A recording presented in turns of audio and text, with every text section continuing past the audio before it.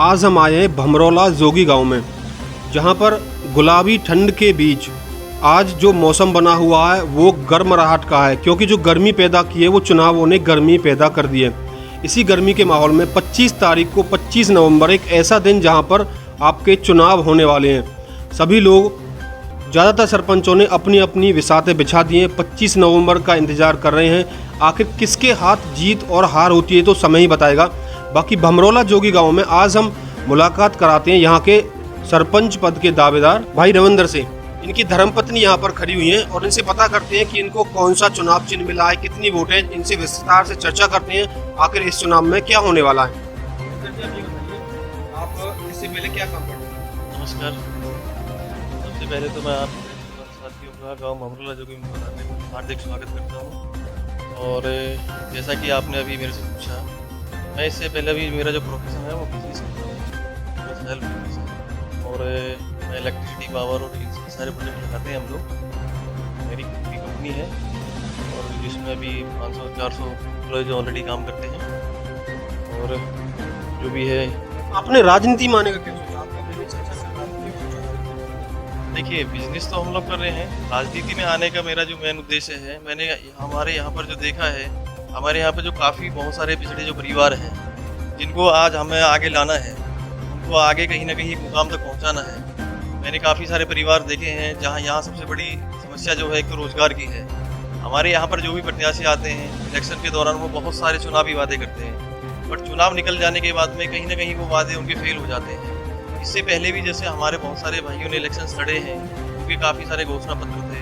उन घोषणा पत्र में उन लोगों ने लिखा था काफ़ी ने कि भाई हम लोग अगर हम इलेक्शन जीत कर आते हैं तो हम लोग गरीब बहन बेटियों की शादी में ये मदद करेंगे, उनके लिए ये रास्ते बनवाएंगे, स्कूल की व्यवस्था करेंगे, पानी की व्यवस्था करेंगे, बिजली की व्यवस्था करेंगे। बहुत सारे चुनावी मुद्दे वो लोग लेकर के आए, लेकिन कहीं ना कहीं हम लोगों ने देखा है कि जो वादे उन लोगों ने किए हैं वो पूरा करने में असफल रहे हैं। तो हमारे उद्देश्य ये है, यदि हमें हमारे गांव और समाज का जो प्यार मिला और हम लोग कहीं ना कहीं जीत की तरफ बढ़े, तो हम लोगों के जो वादे हैं हम उनको पूरा करेंगे, अपने किए हुए हर वादे पर खरा उतरेंगे।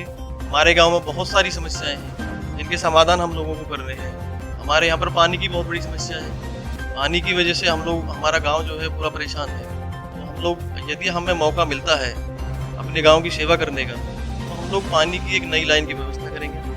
हमारे यहाँ पर बिजली की भी समस्याएं हैं, हम लोग इसका भी समाधान करेंगे। जैसे कि हमारे यहाँ पर शमशान घाट के जो रास्ते हैं वो अभी भी कहीं ना कहीं कच्चे हैं।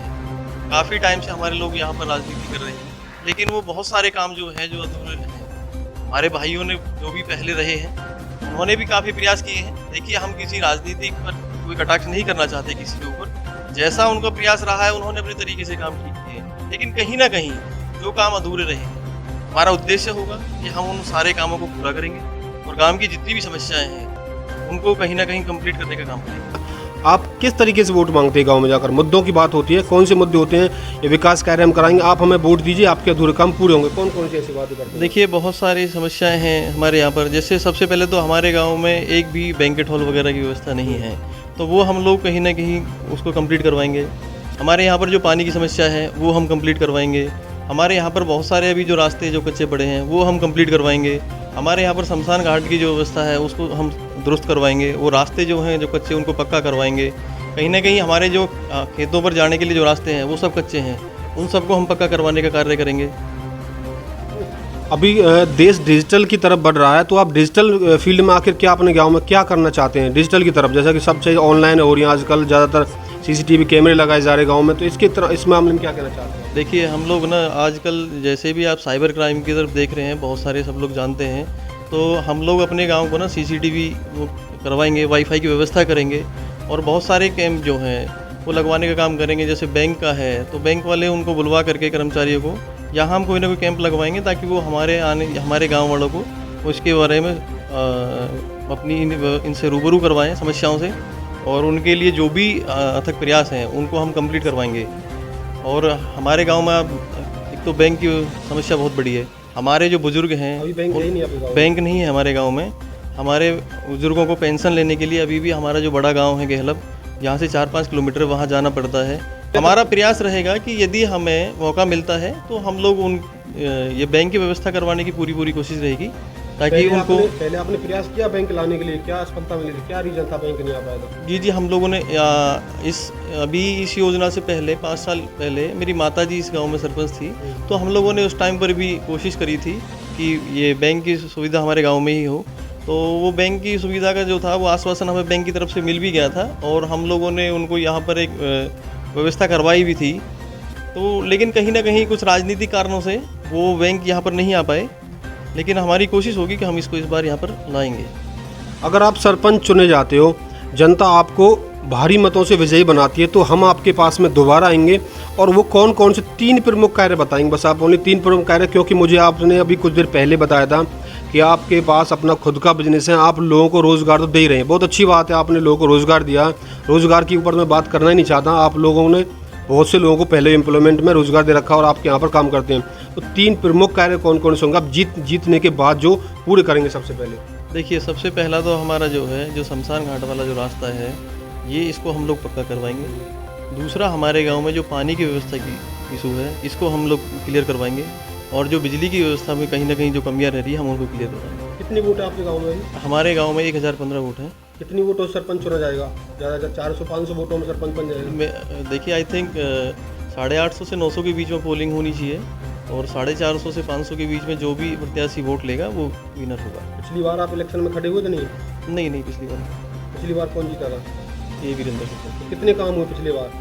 देखिए, उन्होंने जितना वो कर सके अपनी तरफ से उन्होंने किया है। हम लोग किसी कार्यकाल पर कोई उंगली नहीं उठाना चाहते हैं, क्योंकि हर प्रत्याशी जो जीत कर आता है वो अपनी प्रयास करता है। पिछले काम खुद से नहीं थे, ये बताइए मुझे। देखिए, काम जो उन्होंने किए हैं वो ठीक किए हैं। हम किसी के काम पर कोई उंगली नहीं उठाना चाहते हैं। हम लोगों को राजनीति हमारे तरीके से करनी है, क्योंकि ये आरोप प्रत्यारोप से ना कोई चीज़ आगे नहीं बढ़ती। आप क्या कर सकते हो, आप करके दिखाइए। वो एक दूसरे पर उंगली उठाने से कुछ नहीं होता। आपको राजनीति करनी है तो आप अपने तरीके से काम करिए। आप दूसरे के कामों पर उंगली उठाने से कोई बेनिफिट नहीं होता। महिलाओं के बारे में आप कितना काम करना चाहते हैं? महिलाओं के लिए कौन कौन से काम होंगे जो अगर आप जीतते हैं तो महिलाओं के लिए क्या काम करेंगे? देखिए, महिलाओं के लिए सबसे पहले तो हमारे यहाँ पर सिलाई सेंटर्स वगैरह की व्यवस्था करेंगे, ठीक है। और ये काफ़ी जो है ना महिलाओं की, आप देख रहे हैं आजकल ये बहुत सारी वो बढ़ती जा रही हैं हमारे उसमें कृतियाँ। जैसे हम लोग CCTV वगैरह की व्यवस्था भी करेंगे और काफ़ी हम लोग यहाँ पे रोज़गार वगैरह की व्यवस्था करेंगे। और जो हमारी महिलाएं हैं, उन जैसे हमारी बेटियां हैं, उनके लिए यहाँ हमारे स्कूल्स वगैरह की व्यवस्था करवाएंगे, ताकि उनको यहाँ, अभी हमारे यहाँ पर क्या है, कोई गर्ल्स स्कूल नहीं है और हमारी बहन बेटियों को जो अभी बाहर जाना पड़ता है, तो हमारा प्रयास रहेगा कि हम लोग ना गर्ल्स स्कूल की व्यवस्था अपने गाँव में ही करवाएँ। आज हमने मुलाकात की भमरौला जोगी गाँव रविंदर जी से। बाकी देखने में जो भी आया है, जितनी भी सीटें हैं ज़्यादातर लेडीज़ सीटें हैं और पुरुष यहाँ पर सरपंची के दावेदार होते हैं। तो मैं अंत में एक क्वेश्चन पूछना चाहता हूँ सरपंच साहब से, उनकी कितनी भागीदार रहती है? लेडीज़ प्रत्याशी की कितनी भागीदार रहती है? उनको सब लोग जानते हैं? जानकारी आप ही को, सारे काम आप ही करते हो? देखिए, आजकल जैसे सरकार ने, आप देख रहे हैं कि महिलाओं को भी 50% की भागीदारी दी है। तो आजकल ना सब पढ़े लिखे हैं, आजकल सबको समानता का अधिकार है। वो अपने तरीके से सारी बातें जानते हैं, अपने तरीके से सारे काम करते हैं। वैसे भी मेरी जो मिसेज है वो B.Ed है और वो एजुकेटेड है, वेल एजुकेटेड है, तो वो अपने तरीके से सारे काम जानती भी हैं। आज भी वो कंपनी में जॉब करती है। वो जॉब सैलरी छोड़ करके वो भी गांव की जो समाज सेवा करना चाहती हैं। आप अपने जीत के लिए कितने आश्वस्त हैं? देखिए, मैं तो जीत के लिए तो 100% आश्वस्त हूँ। जो भी प्रत्याशी इलेक्शन लड़ता है वो कोई हार के लिए तो लड़ता ही नहीं है, जीतता तो एक ही है। हमारे यहाँ पर 2 प्रत्याशी हैं। वाले कितना आश्वासन देते हैं आपको जीत के जब वोट मांगने जाते हो फील्ड में? देखिए, पूरा आश्वासन है। पूरा आश्वासन है, बिल्कुल। जी, आपका नाम क्या है? मेरा नाम विजेंद्र सिंह है। आप यहाँ पर आए हो तो गांव की कौन कौन सी समस्याएं जो अभी तक पिछले साल कार्यकाल शायद 5 से 7 साल का हो चुका है, तो आप कितने उत्साहित हैं अब की बार इलेक्शन को लेकर? हमारे गांव में वेंकट हॉल की बहुत कमी है और एक शमशान घाट का जो रास्ता है वो भी कच्चा है। कई बार बरसात के मौसम में लोगों को परेशानी होती है। पिछले सरपंच ने काम अभी तक किए नहीं है क्या? 5-7 साल में से और ज़्यादा टाइम मिल चुका है। पिछले सरपंच ने भी काम किए हैं, लेकिन और बेहतर हो इसके लिए हम इस कैंडिडेट के साथ हैं। कौन सा कैंडिडेट आपका? रविंदर की धर्मपत्नी जो इलेक्शन लड़ रही है। लगता है जीत पाएंगे चुनाव की बार? जीतने की संभावना पूरी है। संभावना भी आपको ना, आपको श्योर नहीं है जीत पाएंगे चुनाव भी? नहीं, ये तो कैंडिडेट ही अच्छी तरह से बता सकते हैं, क्योंकि हम तो वोटर हैं। कि ऐसा सामाजिक व्यक्ति यदि सरपंच बनता है तो और बढ़ चढ़कर सामाजिक कार्यों में भाग लेगा। तो पिछले 5 साल से पहले शायद ये भी सरपंच थे, तो उस समय कितने काम किए थे इन्होंने? उस समय काम किए थे, लेकिन उस समय आर्थिक स्थिति इतनी इनकी मजबूत नहीं थी। अब इनकी आर्थिक स्थिति मजबूत है, ये अपनी जेब से भी खर्च करके समाज सेवा के कार्य करते हैं। की बार पूरा सपोर्ट है? पूरा सपोर्ट। अगली बार पक्का बन पाएंगे? पक्का। तो कौन आपके मन में कौन कौन से विचार रखते हैं? आप इनको सरपंच बनाए तो आपके कौन से अधूरे काम जो लगता है हमारे काम पूरे होने बाकी हैं अभी? सबसे बड़ी बात है सामूहिक गांव का जो सरपंच हो वो बाहर से आने वाले लोगों की सेवा करे और सेवा करते हैं, गांव के गरीब लोगों की सहायता के लिए हर समय तत्पर रहे। यही सबसे बड़ी खूबी एक सरपंच के अंदर होनी चाहिए। धन्यवाद। हम इसी कड़ी में अगले सरपंच से मुलाकात कराते हैं किसी दूसरे गांव में। आप हमारे चैनल को सब्सक्राइब जरूर कीजिएगा और देखते रहिए देश का दंगल न्यूज़।